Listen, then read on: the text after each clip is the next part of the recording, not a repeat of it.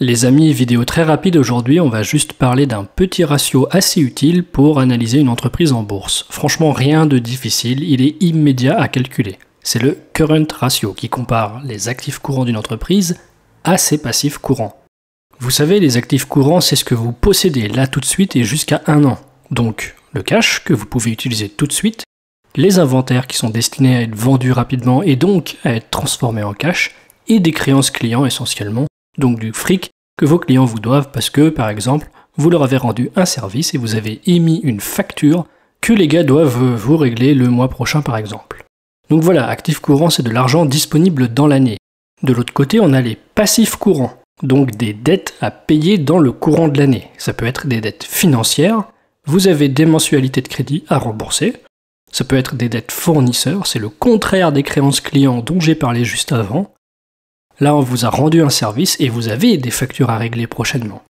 Donc le but du jeu, notre current ratio, il fait la division de l'un par l'autre et il permet de voir en un coup d'œil si, globalement, l'entreprise va avoir des problèmes de liquidité ou pas.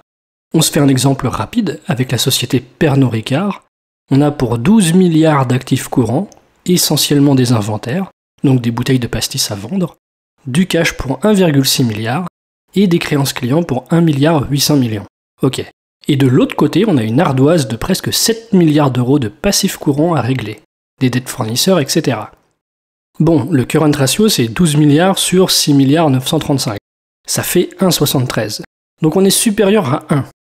Effectivement, Pernod Ricard a plus d'actifs à 1 an que de passifs à 1 an. Ce qui suggère que, au moins sur le court terme, Pernod Ricard n'aura pas de problème à régler ses dettes. Donc très facile à calculer. Si le ratio est supérieur à 1, vous êtes bon. S'il est inférieur à 1, c'est pas top. On va se faire un contre-exemple. La société OVH a 183 millions d'euros d'actifs courants, mais 387,6 de passifs courants. Le ratio est donc de 0,47. En d'autres termes, OVH a plus d'argent à sortir que d'argent disponible à 1 an, ce qui signifie que la société risque d'avoir des problèmes de liquidité. C'est évidemment pas un signe positif. C'est un ratio dont je parle régulièrement dans mes analyses de vidéos, mais je m'étais dit que d'en faire un petit épisode pour le décrire proprement, ça valait le coup. Allez, à très bientôt la canaille, ciao!